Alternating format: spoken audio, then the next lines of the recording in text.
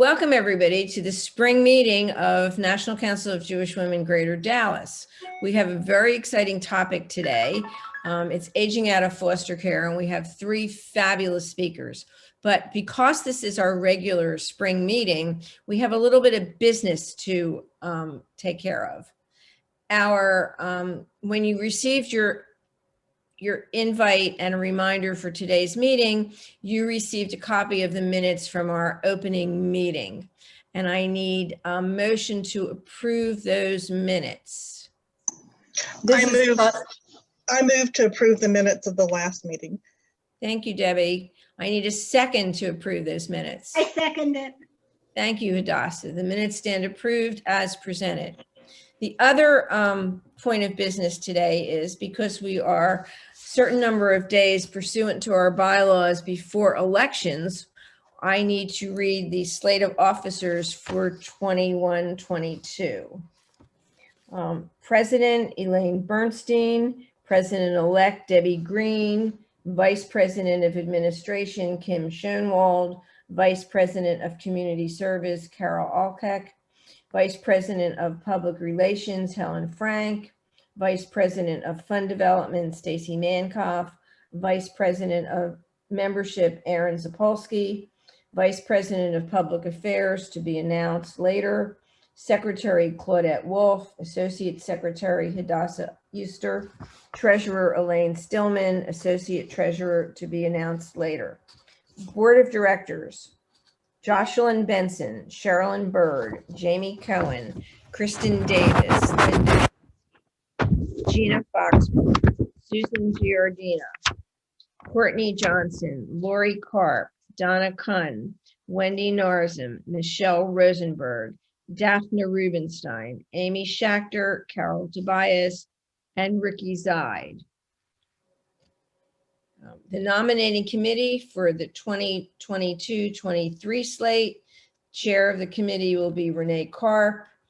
Three members that have been nominated by the nominating committee are Lindsay Epstein, Peggy Pappert, Ellen Ungerman. Presidential special appointments are Laura Diamond, historian, Karen Edelstein, SPA and strategic planning chair, Carol Weinstein, chair. Thank you all for the nominating committee for your hard work. The chair of this year's nominating committee was Joyce Rosenfield. The members of the nominating committee were Karen Edelstein, Jenna Foxman, Janice Gale, Janine Pullman, Kim Schoenwald, and Ellen Ungerman. Ex officio members of the nominating committee were Carol Alkeck, Vice President of Administration, and Phyllis Summer, the past chair. You will have an opportunity to vote that slate between April 20th and April 22nd via electronically. The slate will be sent to you via email and you will be able to vote. Installation will be a live event, a hybrid event. You will either be able to attend in person or attend on Zoom. It will be May 12th. Details will follow. That concludes the business of today's meeting, and I will hand the program over to Noni Schwartz. Thank you all for coming.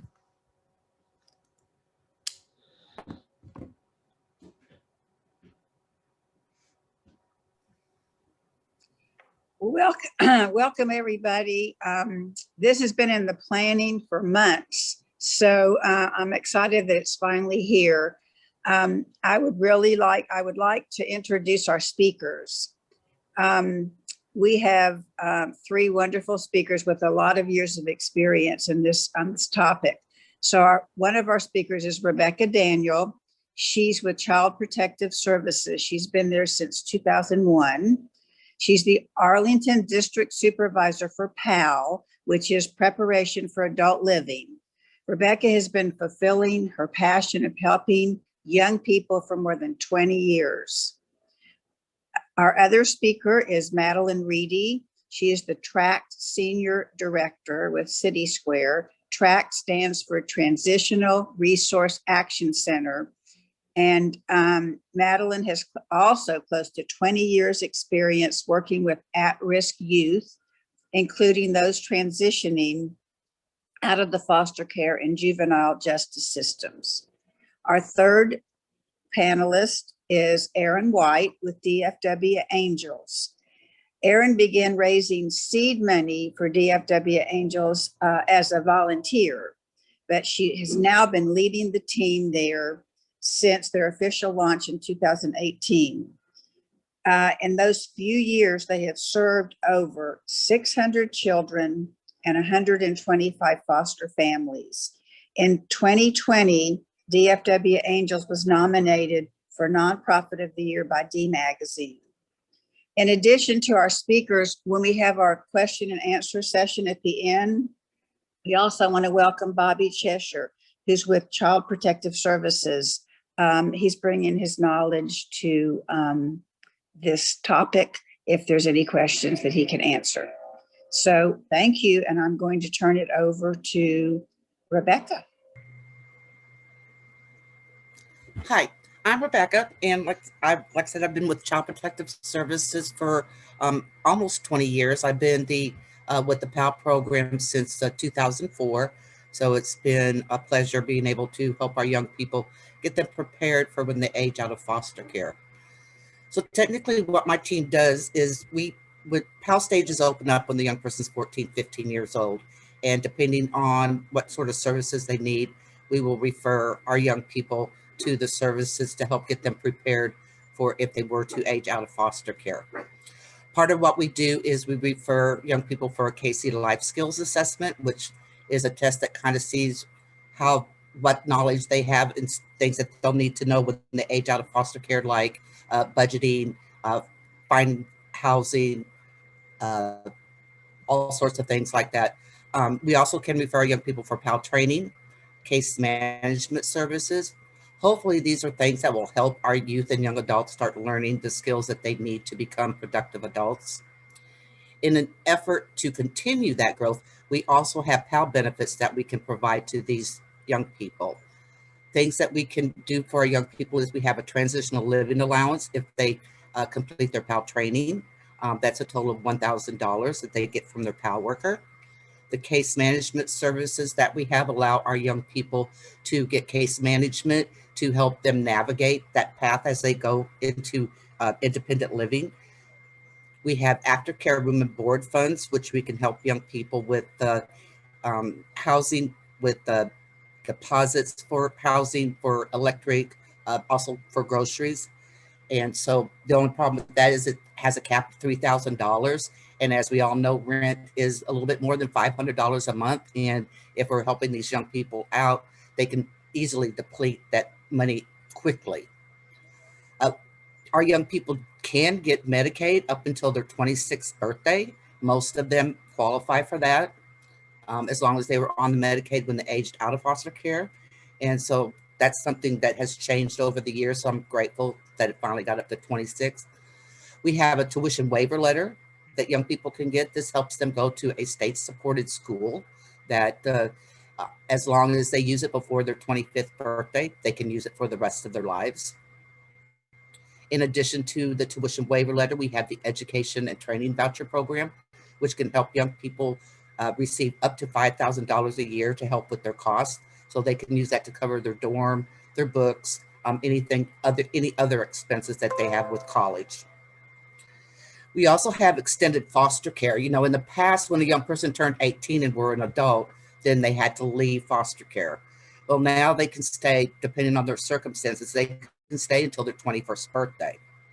And so what they have to do, they either have to be going to school, or they have to be working, or they have to have a medical condition that will keep them from being able to work. So we have a lot of young people that will take advantage of that, because as we all know, at 18, most of us are not prepared to be living completely independent without any support. So then we have the supervised independent living, which is a part of extended foster care, that if a young person gets approved for that program, they can either get like an apartment or shared housing or a non-college dorm. And we even have several of the colleges and universities in the area that's a part of the SIL program, where we're covering the cost of their dorm, their housing, their food, and giving them an allowance, but they're really living more independently. They're not being supervised 24 hours a day, 7 days a week, just to give them an opportunity to practice being independent while still under the safety net of CPS. If we have a young person that decides to leave care and then they decide, well, okay, this is not working for me, we allow them to return to care. And so basically, it's what we just, bring them back into care, find a placement for them, and we just continue the casework with them then, like that. The one thing about returning to care is that it's more difficult for a young person if they didn't have a connection to a foster home, so that finding a placement that is willing to take them after they turn 18 is very, very challenging. So it can take a couple of months to find a placement, and sometimes we're not successful in finding a placement for them also. That's probably the most frustrating part of my job, is when we have a young person who wants to come back and they're really dedicated to doing it, and we can't find some place for them to go.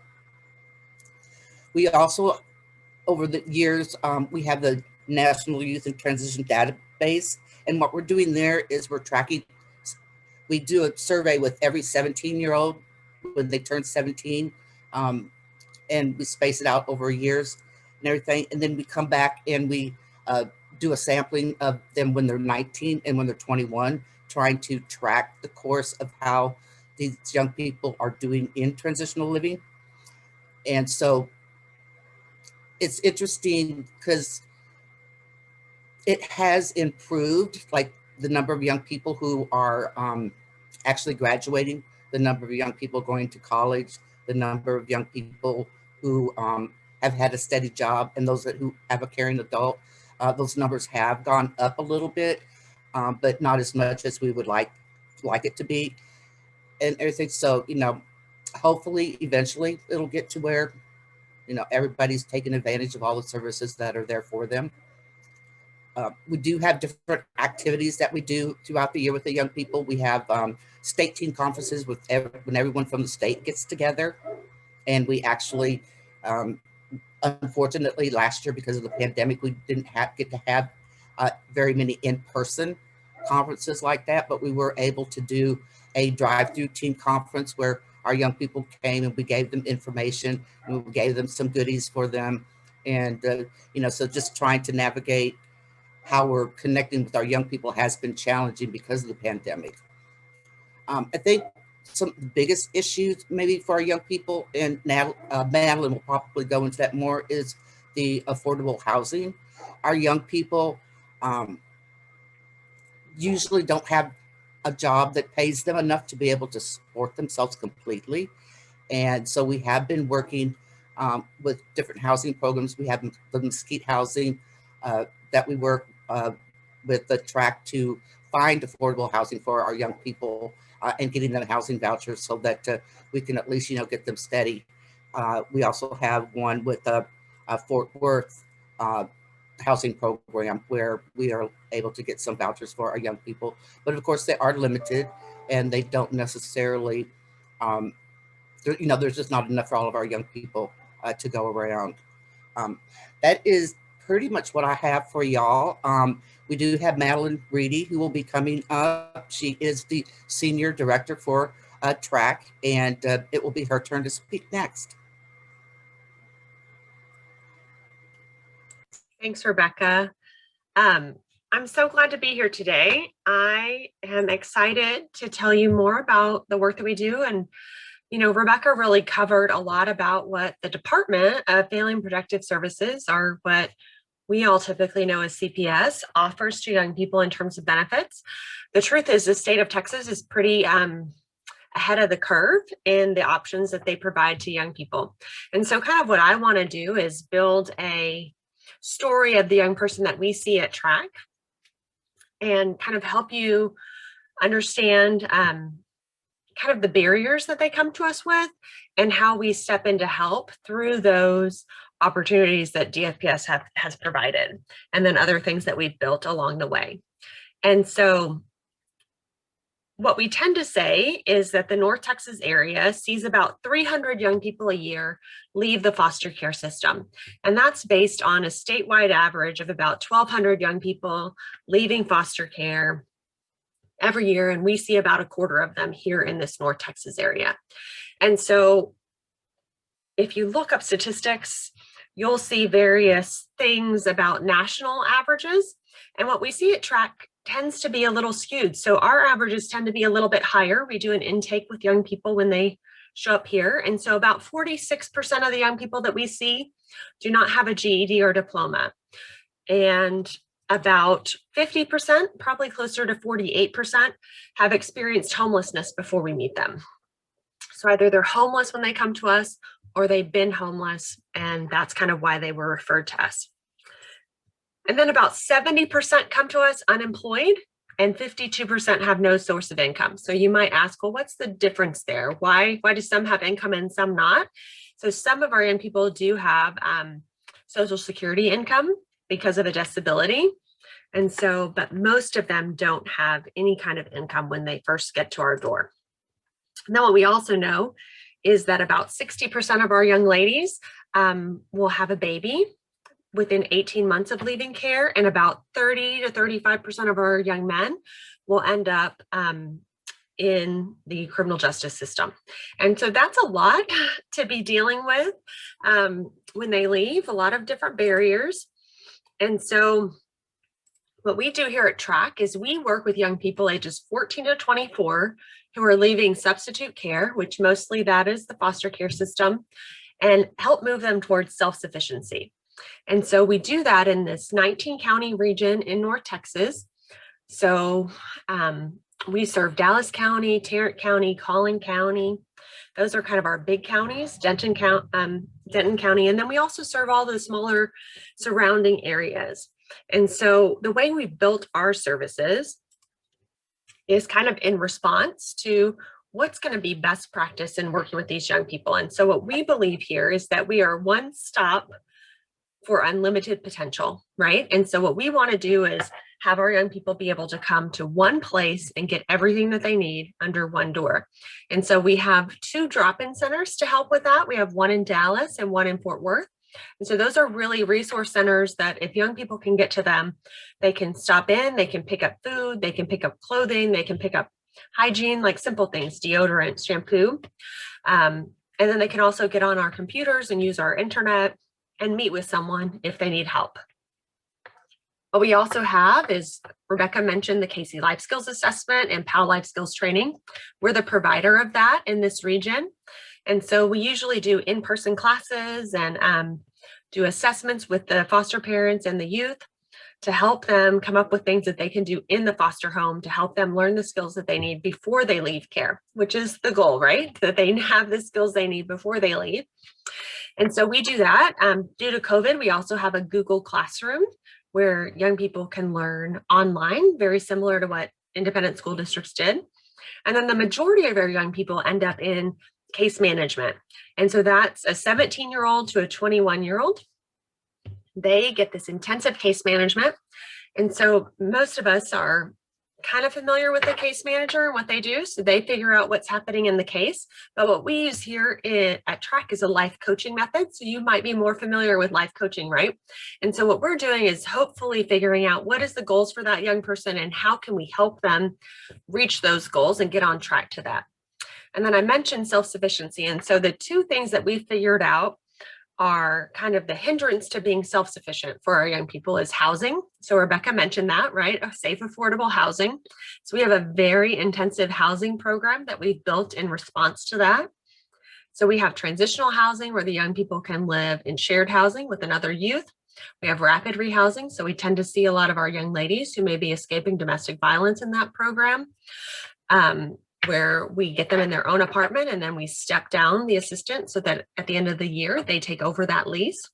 We also have a permanent supportive housing program, which is for young people that have a disability that they may need longer help than a year. And then we also have temporary rental assistance where maybe we only help them with an application or a couple months rent, or they're just behind a couple $100s on their rent or their utility bill. So we can help with that.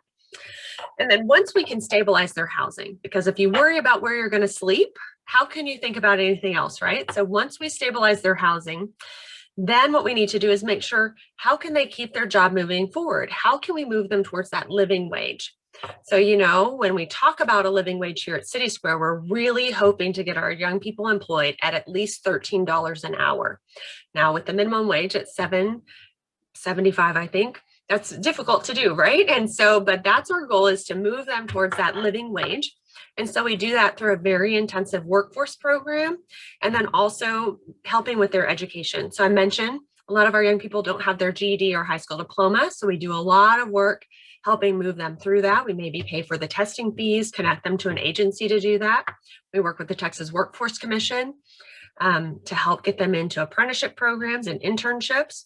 And then we also partner with the local colleges, whether that's a junior college or community college and a four-year university, to help our young people move forward with those goals. We also have some certification programs to help get them some training that they need in order to bump up their wage at their jobs that they may have now. And then a lot of what we tend to do is crisis intervention. And so we have a 1-800 number to answer phone calls. We have a shared email account that people can email us about. We have street outreach workers that go out and work with all the shelters and youth that may be living in an encampment. So, you know, I think that's kind of the thing that I would say is, when you think about our young people, most young people think foster care and they think of little babies that are going to get adopted. That's not the youth that we see. We see teenagers that enter the foster care system between the ages of 11 and 15.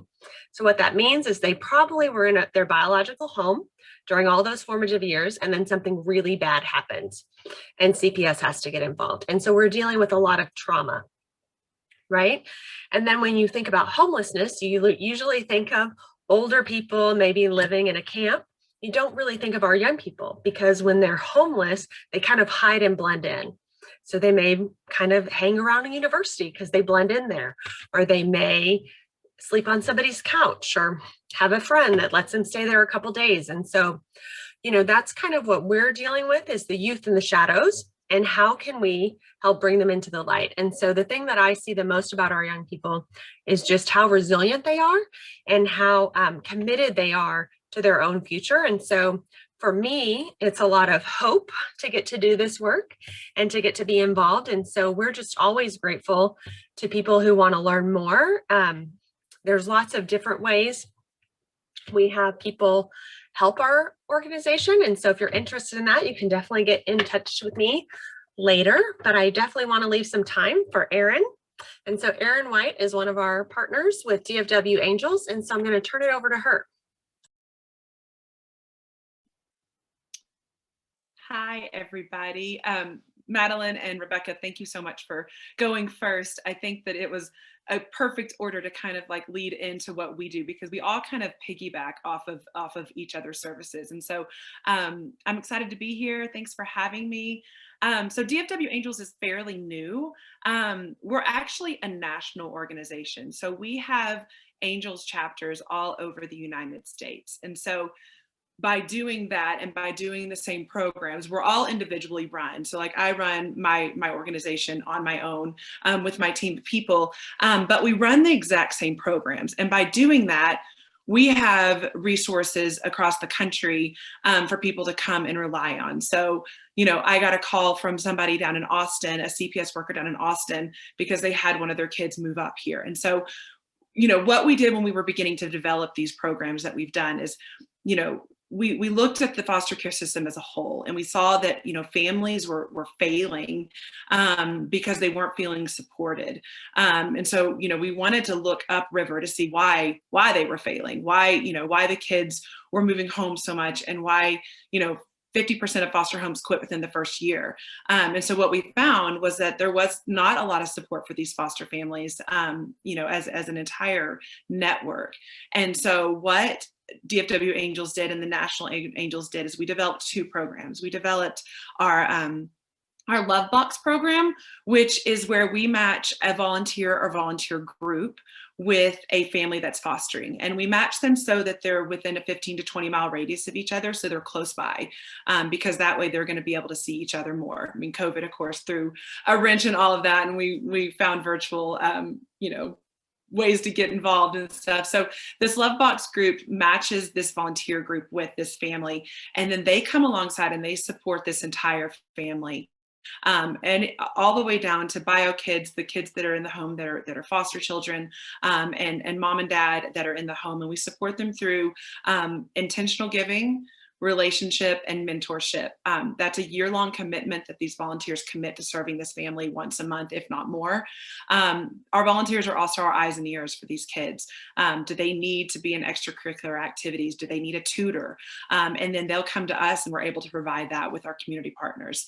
Our second program, the one that kind of is what we're talking about today, that's our Dare to Dream program. That is our one-on-one youth mentoring program. That's where we match a youth in the foster care system with a mentor. And a lot like what Track and PALS do, we kind of set them up for success, because what we found is if they're not in some type of program like that we're offering, then when they get out of the system and they age out, they don't know what to do. And so what we try to do with this Dare to Dream program is give them a consistent, healthy adult that they know, whether it be 14 or 18, that this adult's going to be with them until, they're ready. Like, I love what Rebecca said, because I say it all the time. When we were 18, I was not ready to be on my own. So we make sure that this mentor that we match them with is going to be with them until they're ready. We're going to help them. These mentors, they equip and empower the youth to be prepared for adult living and to reach their fullest potential. We use a 10 milestone process in this Dare to Dream program that helps them develop life skills. It helps them to acquire the tools to learn how to acquire a job, apply to a school if they want to, learn basic life skills like cooking and cleaning, meal prep, and just build social connections. And so, what we found in doing this is that, we're able to support not only the entire family, and a lot of times our referrals come for this Dare to Dream program come from the Love Box program first. And so we'll start supporting a family that has 6 kids, and they may have a 13-year-old and a 14-year-old in the home. And we won't start with mentoring right away. We'll get to know them, we'll build a relationship, and then the mentorship comes there at the end. And so, like I said, we're fairly new, but because we are a national organization, we are able to pull our resources from all over. And, we have 25 chapters nationwide. We have 5 in the state of Texas. And so we rely heavily on each other for when the kids do move, that we are able to help. We got a phone call this week from a girl here, and she, had heard about a friend down in Austin. And so she called us, and we were able to help get her situated because she was about 24 hours away from being homeless. And so, it was good that we were able to step in and help, pay for her hotel room for the rest of the week until we were able to figure something out, and call on other resources that we have. So that's kind of our 2 programs that we run here at DFW Angels. And so I'll turn it over to, I think it's Shannon, who's the moderator now, that we can open it up for question and answers. All right. Thank you all so much. Have been watching the chat as everyone has been talking, and there have been quite a lot of questions and discussion going on during that time. So I think we'll continue to have a robust conversation moving forward. So, okay, I'm not necessarily going to direct a question at one or the other of our speakers. So unless it specifically asks for about your particular program, so please just feel free to jump in and answer when you feel like you have something to say. Okay. There is a specific question about for you, Erin, about DFW Angels. The question is, are there other angel programs? And you kind of talked about some partner programs, but specifically in San Antonio. So there's not a San Antonio Angels. There's a New Braunfels Angels and a Austin Angels and an Amarillo Angels and a Houston Angels. And so there is not one there, but I encourage you to, you reach out to me, and, there's always ways to get involved virtually, since I feel like we're all really good at that now. So, we have mentors now that, maybe that 15 to 20 mile radius doesn't necessarily mean anything because of COVID. And so, there's ways to get involved, but there are chapters closer to you down in San Antonio as well. So.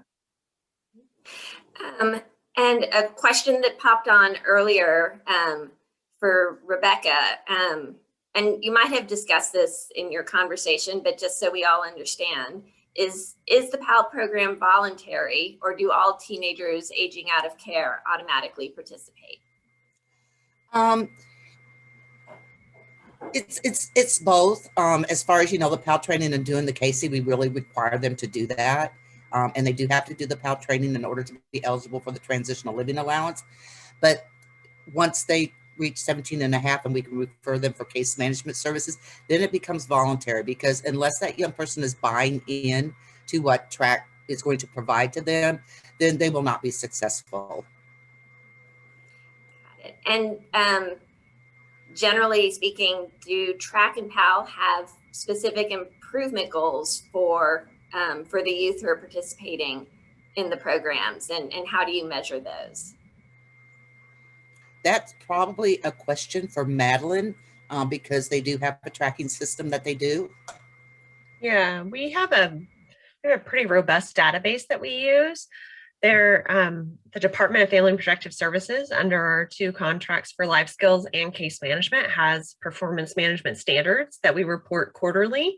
And so for PAL life skills training, it has to do with how they score on a test that they take, a knowledge assessment of what all they learned, and how many of them we're graduating, seeing succeed, right? And then in case management, has to do with how many of those young people did we see face to face and set a goal plan with and work towards goals on, and then also how many of them are on track to that living wage job that I talked about.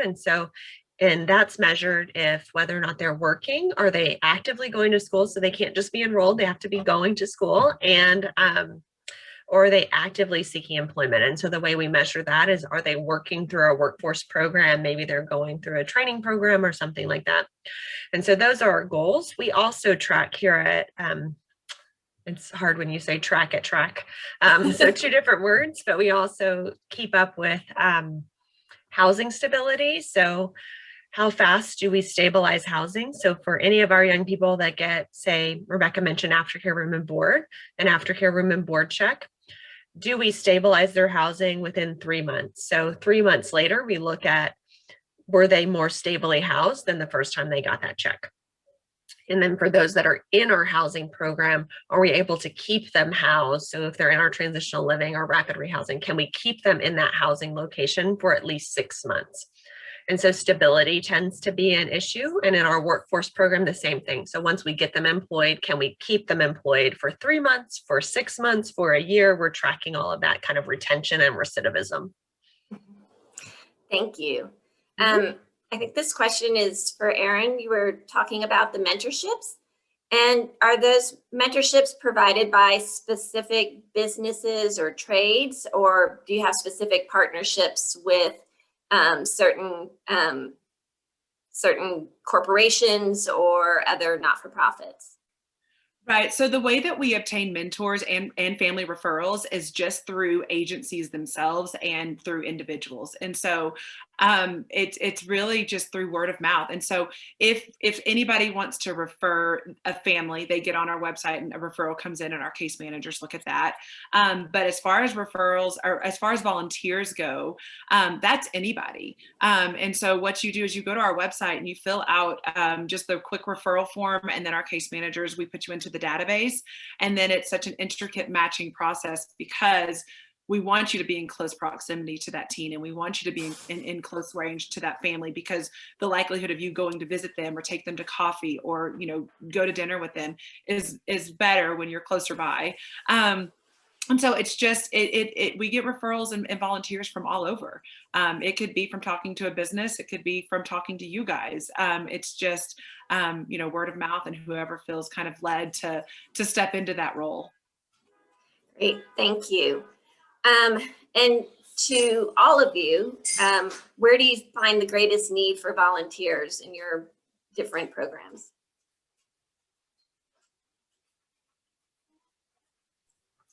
It took me a minute to navigate my screen. I'm sorry about that. That's okay. Yeah, so here at TRAC, it's a little bit difficult for us to plug in volunteers because we do work with Child Protective Services, so we have to go through a very intensive background check. I'm sure that's the same with all of us, actually. There's a background check process and an onboarding and a training if you're going to do more intensive volunteering. But we do have what we call YES volunteers, which are Youth Employment Services volunteers. And so those are people that maybe come in and say, I'm going to come in 2 hours every other week and I'll be available. And you help young people with those online applications, doing mock interviews, helping outfit them out of our clothing closet for an interview, those kind of things. Because that's where we see kind of a gap is really getting our young people shored up to even start that job hunt, right? And being confident in that process. So we have volunteers there. We also take guest speakers in our PAL Life Skills training class. So we have a number of topics that we cover in that program. It's over 30 hours. And so we have guest speakers come out and talk on all sorts of things. And so if you are an expert in an area, we'd love to know about it and see if we could plug you in. And then we also have a program that we do where it's more, we kind of built this due to COVID and it seems to be doing really well, which is things that you can do at home. And so we tend to see a lot of like high school students do groups like this where they do a coat drive or a cleaning product drive or a food drive. And they do that at their home and they kind of help us stock our reserves so that we can get those items out to the young people that we serve. And that seems to be going really, really well. And it's exciting to see young people help other young people. And Erin, how about with DFW Angels? Yeah, so I, kind of what Madeline said, they have, a broader range of volunteer opportunities. And I love that. I love that you have the more intensive volunteers and then the ones that don't have to go through the stricter training like we require. But I think that the holes that we see are the extensive background checks that the agencies require, which is totally understandable. But the volunteers, getting them to commit to that, getting them to commit to say, listen, I know it's going to take some time and some paperwork and some, to go get my fingerprint and my background check, and then making sure that they commit to that year, because what's good, what good is a volunteer if they're just going to go visit the family once? We're trying to build a relationship so that this family feels supported. And so, I say for the most part, our volunteers are incredible, but there are some gaps sometimes where it's just kind of the volunteer walks away because it wasn't working for them. And, so volunteer retention sometimes is hard, but for the most part, I'd say just the kind of the loopholes that we have to be get through to get the volunteer actually ready to be able to serve the families. Great, thank you. Rebecca, I see you're back with us. Is there anything you'd like to add? Sorry, we lost you for a second. Is there anything you'd like to add? Yeah, we do have volunteers and sponsors that help out with our different activities that we have throughout the year, like our Aging Out seminar, which we have speakers that actually come and speak to our young people about relationships, that type of stuff. We also have a sponsor that helps us out with our graduation party that we have every year for our young people. So, we have different activities that we get together and collaborate with our community partners. Great, thank you. And so another great question, one of my favorites is, can you give us an example of the system working for a particular individual? It's kind of what's your like a success story that sticks out? I can give a couple of examples. So, we have young people who are referred to us through Child Protective Services. And so we partner with the PAL program. And so you may have remembered Rebecca mentioning earlier the Mesquite Housing Authority vouchers, right?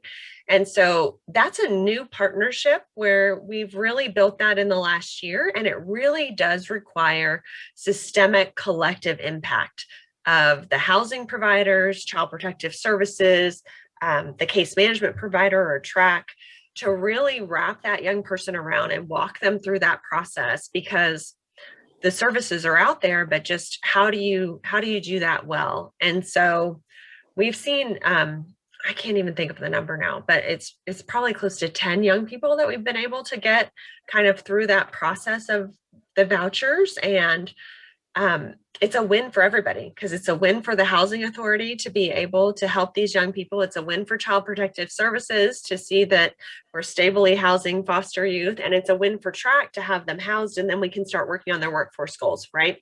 And so all of this together really is an example of that collective impact and how it really can work well if we're all kind of recognizing the role that we play in the system to support the young person. Great. Erin or Rebecca, any favorite stories, Erin? I can give just a really quick one, and it just goes to, like, you know, with the mentors and speaking truth into these kids. So we had a kid, we'll call him Sam. He showed up at a home. There were about 5 other kids in the home when he showed up, and when he got there, you know, he was really shy, wouldn't look the love box that was actually already in place when Sam got to the house, you know, wouldn't look any of the adults in the eye, just had very, very low self-esteem. And through a little bit of, you know, kind of, you know, time and talking, the foster mom found out that Sam was really, really interested in playing football. But Sam had never made good enough grades and just never really got that opportunity. And so this Love Box group, when Sam showed up, they showed up with a note, and they told Sam, you know, with a box of some other stuff and a note to Sam. And they said, "Hey, Sam, we want you to read this note every morning before your feet hit the bed, or your feet hit the ground." And the note just basically said, "You are important, and we are here for you, and we will do whatever it takes to get you where you need to be."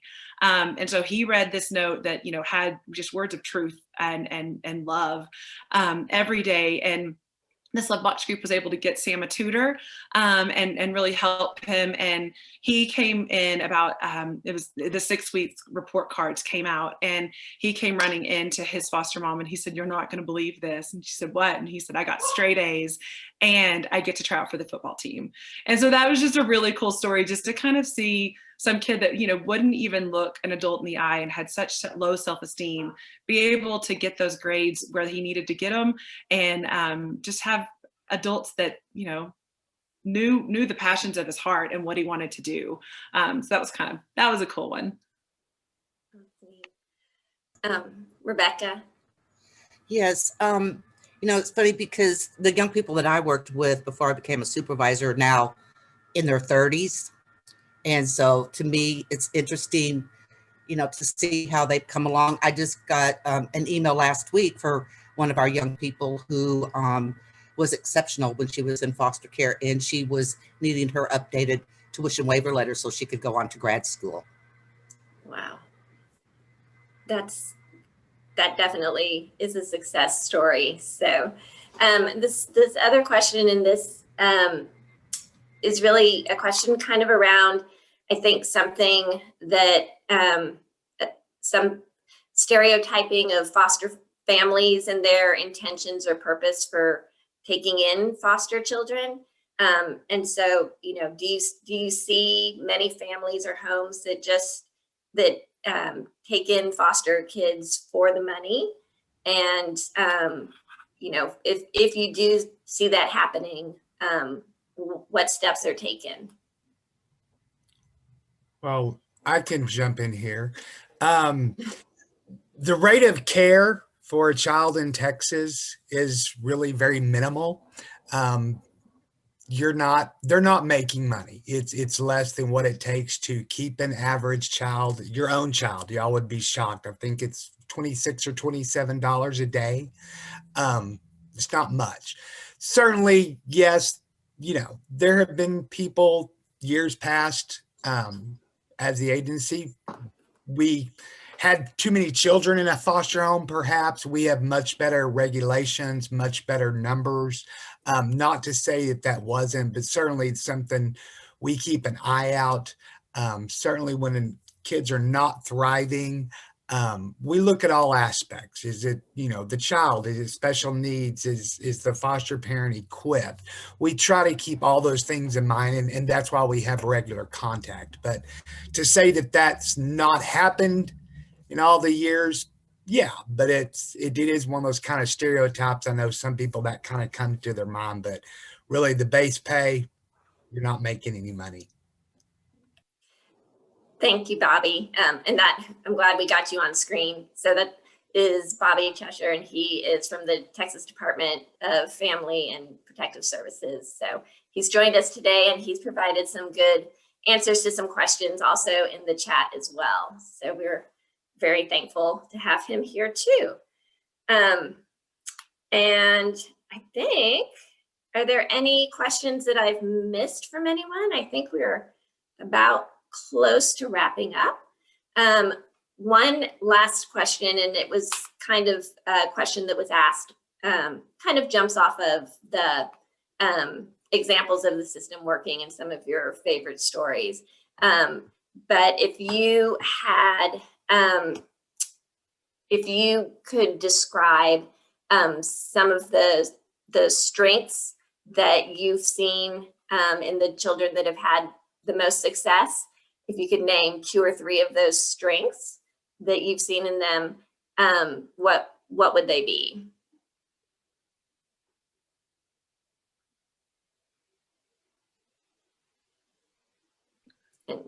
So I'll go first. I think for us, it's placement stability. We've seen big potential for, I guess, our big success in when our families do have a successful love box and successful Dare to Dream mentor. They're moving homes less. Also normalcy, and then relational permanency. UT Austin is doing a statistic study on our programs right now because we're seeing some successes in what we're doing. And so it'll be interesting to see when that data comes out to see exactly how much the programs are helping.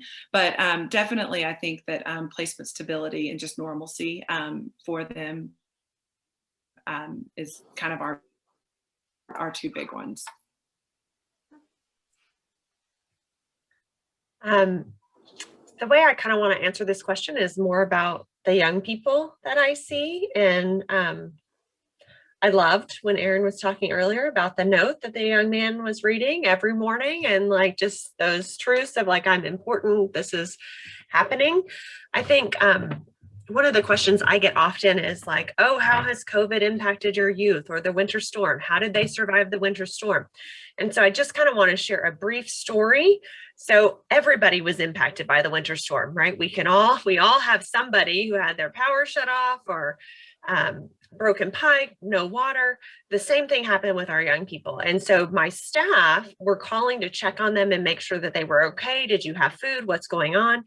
And over again, the youth would say, hey, I'm okay with this. I'm used to this. I'm eating sandwiches. We're huddled up. We're doing good. Please take care of you. And I think that's the thing that people don't necessarily understand about young people that leave foster care, is how incredibly strong they are, and how they're able to really roll with life's punches, right? Like they have a lot of get up and go and try again kind of in them.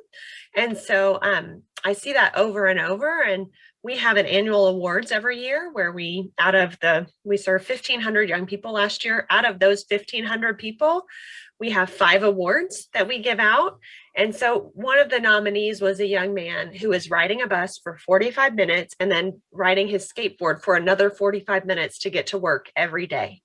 And he was doing that to stay employed. And that to me just speaks to the heart of the young people that we see, that they want to succeed. They want to see their future improve. They want to take advantage of opportunities, and they're willing to work hard to do it. And so that's just where I wanted to go with that question. So I hope that encourages you. Thanks. Thank you. No, both your answers, Erin, you gave us the kind of systemic piece that needs to be in place to support success. And Madeline, you really painted a picture of those individual, that individual grit and resilience and, how those two work together, are really an important piece of success for those young people. So we are about ready to close, but there were a couple of other questions, and I'm just going to ask one more. So the one specific question that I think is burning for our group is, is there a wish list that you have of maybe one or two things, a short wish list for services that aren't offered for your current programs? So you have mentors and you have people coming in, volunteering to mentor. You have the people who are doing, for instance, your angel, your love box and supporting that. But is there some place, and we had kind of asked about holes in services, but is there a particular wish list that you have that might be filled by other individuals or organizations? I think the thing that happens is you see the gaps. And so that's one of the reasons we're really excited about DFW Angels coming on board, because we needed a mentor program in this area, right? And so that was a program that filled a gap. We have housing programs, but they serve any homeless youth. So we sought housing programs specific for foster youth, right? And so kind of seeing these gaps, some of the things that we still see are there's not much housing opportunities for young people in rural areas, right? So if you're homeless and you want to get served, you kind of have to come to Dallas. I don't really have a whole lot of opportunities for you in Sherman, Texas, right? So, and then also there tends to be more housing opportunities for young ladies than young men. And so those are kind of a couple of the holes that I see that we're still working on. Thanks. Yeah, I'd piggyback off of what Madeline said. I think, there's a lot more resources and opportunities for the females that are aging out of the system. You've got, I think, a lot more housing opportunities for them than the men that we see aging out of the system. Because we are so new, we run these two programs, but I have dreams of piggybacking off of this Dare to Dream program and providing summer camps for kids, getting them into summer camps and doing like an entrepreneurship program for teens that are in our programs. We have a hard time finding teens that want to enter into our program because they're so reluctant to have that one other person telling them what to do. And so that's why our Love Box program is so key to get these teens into this relationships where they know, hey, we're good and we're here for you. But yeah, I think Madeline hit it on the head with just, limited resources in the more rural areas that we do serve. Great. Well, I want to thank you all so much. We're going to close out the Q&A now, and I'm going to pass it back to Elaine Bernstein to close out our meeting today.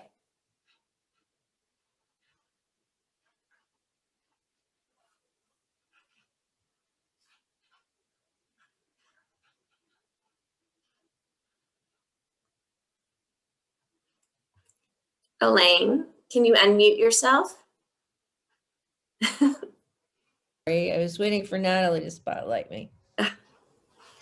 Thank you, Erin and Rebecca and Madeline and Bobby, for your very informative talk this morning. We learned a lot about what we didn't know. The biggest problem, I think, in talking about these issues is we don't know what we don't know.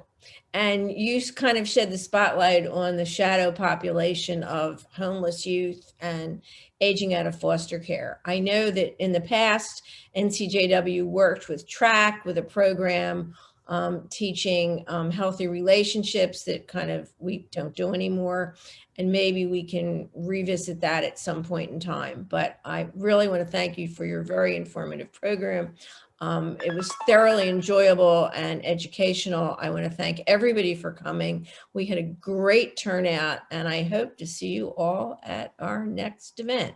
Stay safe. For those of you who celebrate Passover, have a wonderful Passover. For those of you who celebrate Easter, have a happy Easter. And everybody who's a member will get something in the email today about our Day on the Hill, the time we get to advocate for our issues. So please sign up if you've never gone before. It's virtual this year, and it should be very informative and interesting. And thank you all for coming. Goodbye.